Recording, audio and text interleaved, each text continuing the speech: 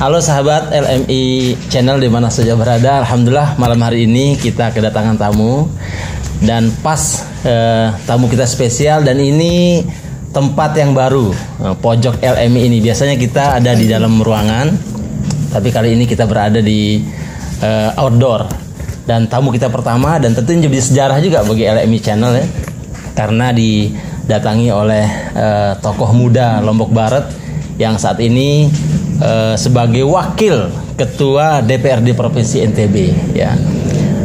Tentu tidak perlu diperkenalkan lebih dalam lagi siapa sosok di samping kiri saya ini. Orang mengenalnya dengan Meton Farin ya, lengkapnya Naufar Furqoni Farinduan ya. Assalamualaikum Ton. Waalaikumsalam warahmatullahi wabarakatuh. Kita bincang-bincang santai saja ya, karena kita bukan di forum DPR nih. Kita cuma pengen tahu Ton, apa aktivitas hari ini lah, atau aktivitas yang Meton sekarang sedang jalani.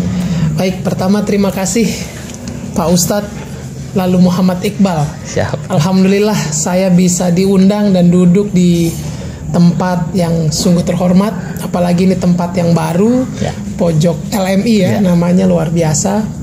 Jadi kesibukan akhir-akhir ini ya tentu kita masih fokus dalam ruang-ruang ke DPRD-an, khususnya ya di Provinsi Nusa Tenggara Barat ya. Selain juga kita terus melakukan penyerapan aspirasi dari masyarakat yang khususnya di Dapil Lombok Barat dan Lombok Utara. Gitu ya. Baik. Yang spesifik Bang, yang sedang sekarang sibuk dengan itu? Kita memang kalau di pertengahan tahun ini karena beberapa hal yang perlu kita pastikan bahwa tahun 2023 ini kan masuk dalam momentum tahun politik ya. Sehingga kami di DPRD memang sedang memformulasi beberapa perangkat-perangkat regulasi yang kemudian bisa memastikan perjalanan politik demokrasi khususnya di Nusa Tenggara Barat 2023-2024 nanti ke depan ini, 2024-2029 nanti ini bisa berjalan dengan baik ya. Pasti kalau ngomong politik ini kan kalau menjelang pemilihan itu anggota DPR apalagi yang mencalonkan diri kan sibuk ya kan? Betul. Sibuk pencitraan, sibuk macam-macam lah ya kan? Apa tidak mengganggu atau seberapa efektif kerja-kerja DPR untuk masyarakat hari ini ketika sudah berada di gerbang pemilihan itu Pak? Karena DPR ini kan sebetulnya bagian dari perwakilan rakyat, wakil rakyat. Sehingga memang ruang gerak kami keseharian itu memang di masyarakat. Memang secara tidak langsung pun kita juga mesti berada di kantor, Pak Ustadz, berada di kantor untuk menyelesaikan hasil serapan atau hasil kerja-kerja politik kami di masyarakat. Kalau kemudian ditanyakan apakah kemudian sulit untuk memetakan, ya saya rasa insya Allah tidak. Apalagi di tahun 2023 ini kami benar-benar bersama teman-teman di DPR Provinsi harus memastikan bahwa kerja-kerja politik kami ini benar-benar harus bisa membuahkan hasil sebuah presentasi perhelatan demokrasi yang baik nanti tahun 2024 ya. Nah tentu ini kami lakukan tidak hanya memetakan hasil diskusi atau hasil serapan dari regulasi di atas, tapi kita juga menyerap aspirasi masyarakat. Apalagi sekarang ini kan kemarin pembahasannya tertutup, terbuka, dan alhamdulillah sekarang sesuai dengan apa yang sebagian besar masyarakat harapkan, terbuka ya. Nah sehingga ya kita fokus terhadap hal tersebut, memastikan bahwa aspirasi masyarakat bisa kami rumuskan dalam satu format yang sesuai dengan regulasi atau legitimasi yang diarahkan oleh pemerintah pusat ya. Oke. Kalau ke depan Ton, ini tentu kita kan berbicara tidak hanya hari ini ya, tapi ke depan. Meton kan pernah berkeinginan, bertekad untuk mengabdi lebih luas melalui eksekutif ya. Sebenarnya setelah masuk DPR ini, sebenarnya ruang keduanya itu sebenarnya lebih strategis mana Ton? Gitu. Sehingga nanti ketika dihadapkan pada pilihan, mending eksekutif atau mending DPR gitu. Apa? Memang sulit Pak Ustadz untuk kita menggambarkan mana yang lebih baik di antara eksekutif atau legislatif.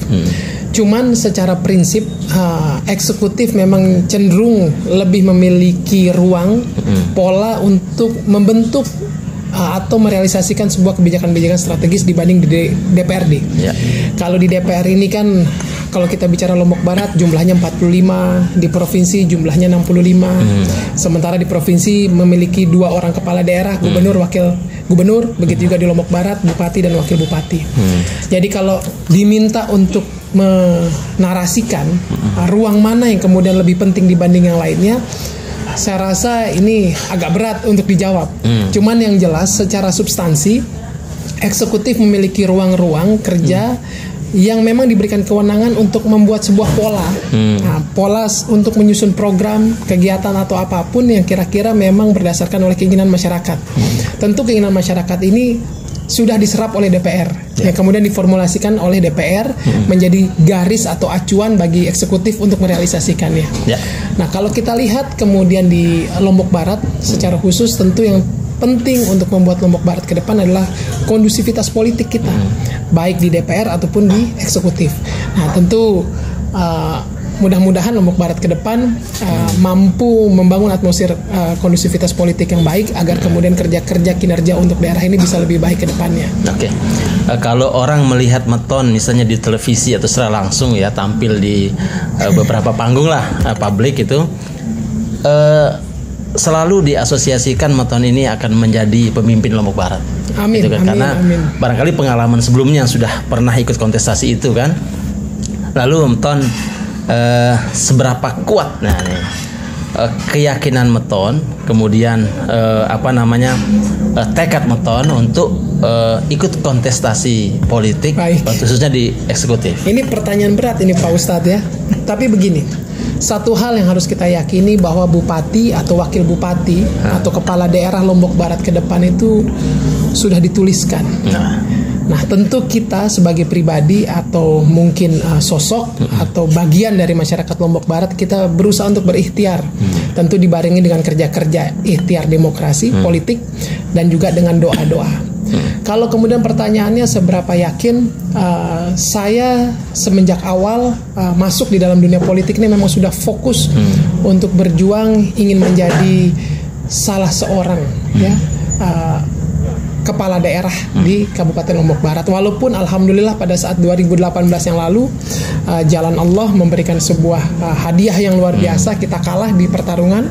Memang saya harus masuk dulu di Universitas Kehidupan ya, di DPR untuk belajar lebih dalam mengenai dunia perpolitikan, khususnya perpolitikan di NTB dan juga di Lombok Barat. Jadi kalau ditanya bagaimana keyakinan, ya insya Allah saya tetap fokus dalam perjuangan tersebut, dan mudah-mudahan di 2024 nanti saya diberikan kesempatan oleh Allah untuk menjadi calon, yang mudah-mudahan bisa diberikan kepercayaan oleh masyarakat untuk bisa menjadi Bupati Lombok Barat 2024. Berarti udah yakin bener ya. Terus kalau lihat nih sekilas ya tentang potensi-potensi rival lah nanti di 2024, seberapa Meton membaca peluang-peluang mereka itu? Ya, kembali ke yang tadi Pak Ustadz, saya melihat rival-rival politik ini bukanlah seorang rival, tapi bahkan saya lihat sebagai guru-guru politik. Karena bagaimanapun juga ilmu-ilmu beliau-beliau yang ini nama-nama yang beredar di pasaran ya, pasar politik di Lombok Barat, mereka ini sudah jauh berkecimpung di dunia politik dan sudah menyelami dunia ini sudah lebih dulu dibandingkan saya. Sehingga saya cenderung melihat mereka ini sebagai bagian dari referensi atau literatur politik kita ke depan.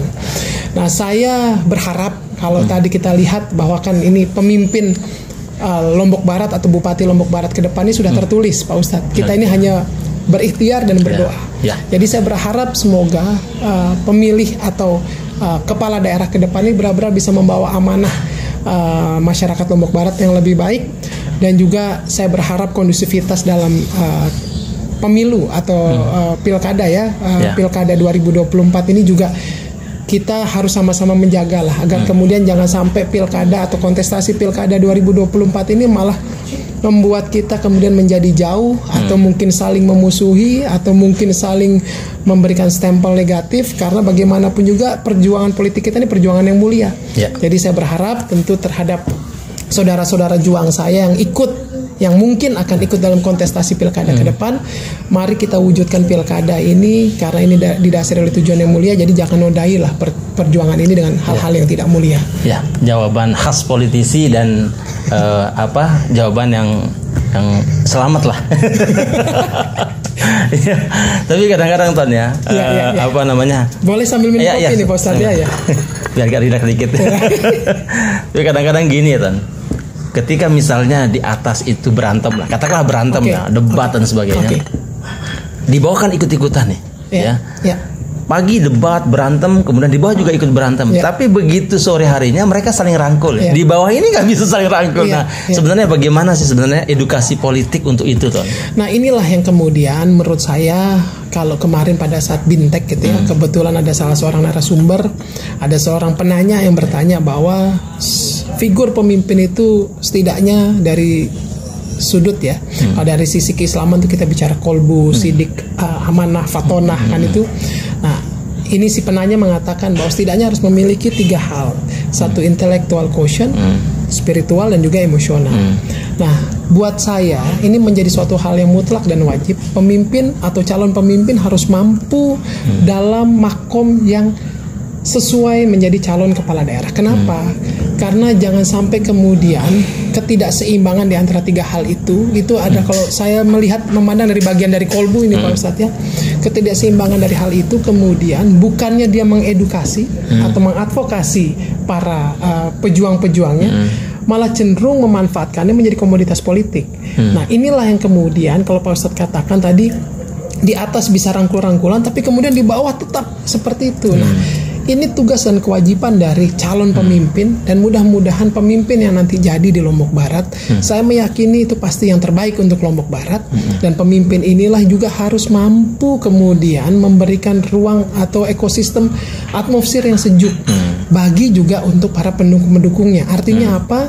Bagi para pendukungnya sendiri atau konstituennya sendiri dia benar-benar bisa mengamankan secara nyaman, tapi juga bagi lawan juga dia bisa merangkul dan mengakomodir apa yang diharapkan oleh lawan. Jangan kemudian malah memanas-manaskan. Nah, sehingga buat saya menjadi mutlak bahwa calon figur ke depan ini harus benar-benar memiliki hati yang ini ya, hati yang sejuk lah, yang damai. Jangan kemudian terkooptasi dengan sebuah nafsu bahwa kepala daerah atau bupati ini adalah segala-galanya, kemudian masyarakat ini hanya dijadikan sebagai komoditas politik. Alhamdulillah. Jadi Meton ini kalau saya lihat dari 2008 sampai hari ini peningkatan narasi-narasi religiusitasnya semakin meningkat. Masya Allah. Jadi memang banyak yang kemudian Pak Ustadz di politik ini walaupun singkat ya, mungkin Pak Ustadz tahu betul sejarah saya dari 2018 kalau nggak salah ya, 2017 lah kita mulai. Masya Allah, saya bersyukur betul di ruang ini saya banyak mendapatkan ilmu-ilmu yang menjadi doa saya, mudah-mudahan ini bisa menjadi bagian dari kebermanfaatan sesama manusia. Oke, yang lebih apa namanya, pertanyaan yang agak santai Ton, kaitannya dengan keluarga lah. Baik. Nah, tentu seorang politisi juga manusia ya, yang dia punya keluarga, punya ruang di mana privasinya ada gitu ya. Di ruang itu seperti apa melihat dunia Meton yang sekarang ini? Di dalam keluarga maksudnya ya. Ya tentu saya, istri, orang tua dan juga putri-putri saya secara jujur ini memang harus proses belajar, mengajar, harus sama-sama saling memahami, saling kemudian mengayomi. Kalau kemudian dikatakan ada kalimat asah, asih, asuh itu ya, tidak hanya menjadi tugas mutlak saya pribadi, karena bagaimanapun juga ini adalah bagian sebuah dari perjuangan keluarga juga. Yang terpenting bagi saya bahwa kita memahami seluruh perangkat keluarga, saya, orang tua, istri dan anak-anak saya memahami bahwa ini adalah ikhtiar yang baik, yang untuk juga kebermanfaatan selain untuk masyarakat, mungkin tetangga, keluarga besar, tetangga atau masyarakat yang lebih luas, tapi juga untuk internal keluarga sendiri. Ya memang Pak Ustadz dalam konteks memahami, memang tentu butuh waktu kan, butuh waktu. Terkadang sinyal yang kita kirimkan dengan sinyal yang diterima itu kadang narasi-narasinya tidak diterima sepadan. Yang satu mungkin Telkomsel, nggak boleh sebut itu ya. Ya, yang satu mungkin provider A, yang satu provider B. Nah, ini ya. Tapi insya Allah sampai hari ini alhamdulillah dukungan keluarga, baik orang tua, istri secara khusus terhadap tujuan-tujuan saya ke depan, alhamdulillah masih sangat disupport, dan saya juga sangat selalu mendengarkan saran-saran baik dari orang tua, ayahanda, dan juga ibunda, dan juga istri saya. Ya, Ton, dalam orkestrasi politik ini kan kadang tidak selalu sama dengan idealnya ya. Ya. Kadang membabi buta ya, sampai menyerang misalnya urusan-urusan yang sangat private misalnya, yang tidak ada kaitannya dengan urusan tugas lah ya kan, namanya politik kan ya. Nah, terhadap serangan-serangan semacam itu ya, sampai dengan hal-hal private, dan kadang-kadang kita anggap itu terlalu ekstrim ya, membabi buta tadi, itu bagaimana Ton untuk menyikapinya? Saya belajar dari salah seorang tokoh agama, namanya Ustadz lalu Muhammad Iqbal Murad ya. Jadi saya ingat betul kalimatnya itu, anjing menggonggong kafilah tetap berlalu. Sekali layar terkembang, pantang surut mundur ke belakang. Mundur ke belakang ya kan, hatta lautan terbakar ya kan. Nah, kalimat itu membuat saya menjadi sebuah pakem ya, bahwa itu menjadi resiko atau konsekuensi dari perjalanan politik kita ke depan. Segala macam bentuk fitnah, hujatan, apapun yang sifatnya personal atau private itu Pak Ustadz. Tapi saya juga harus berpikir bahwa tujuan politik saya ini adalah bukan untuk menepis.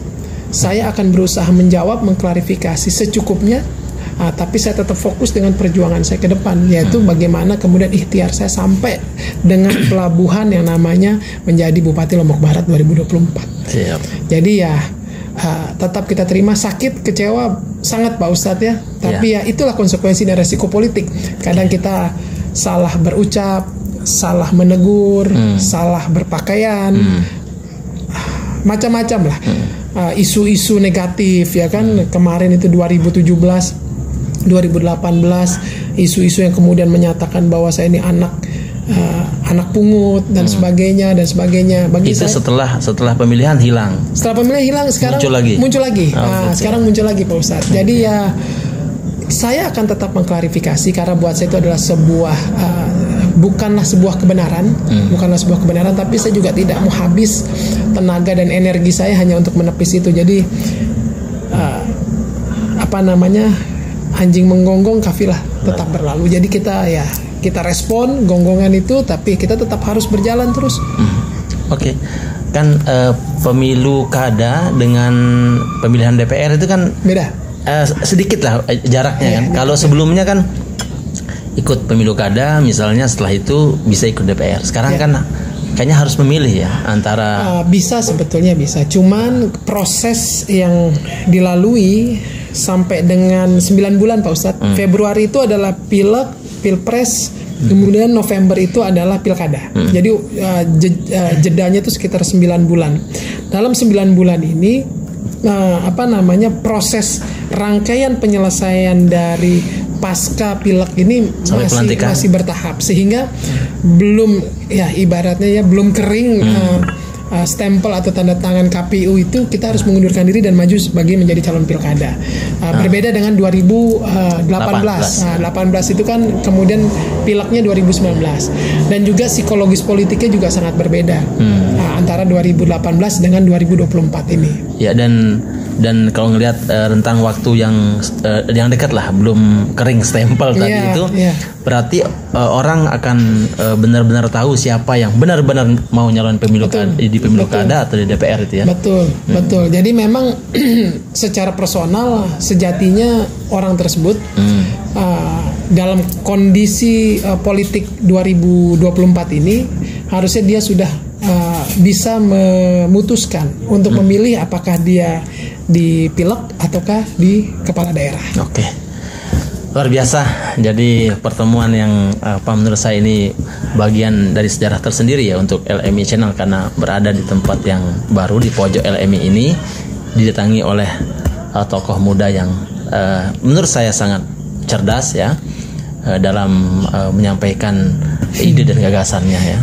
Saya ingat kata Aristoteles itu, kata Socrates, kalau ingin melihat orang yang rata-rata di atas gitu ya, rata-rata, maka lihatlah dia menyampaikan apa yang disampaikannya. Kalau ide dan gagasan berarti dia sudah berada pada level yang atas. Nah, malam hari ini saya melihat itu di Meton Parin, bahwa yang disampaikan adalah ide dan gagasan. Maka kalau mengacu pada kata Socrates tadi, berarti Meton sudah berada pada level yang lumayan ya, di atas. Ya, tinggal nanti kemudian gagasan dan ide itu akan dirasakan aktualisasinya di tengah-tengah masyarakat. Insyaallah, amin. Baik, saya kira itu Ton. Terima kasih. Ini tentu perjumpaan yang menarik. Saya terima kasih juga Pak Ustadz. Ya, jadi kalau kata orang ini tempat ini diperawanin lah sama Wakil Ketua DPRD NTB Meton Parin. Terima kasih. Mungkin sedikit Ton terakhir, pesan-pesan lah untuk sahabat-sahabat LMI Channel.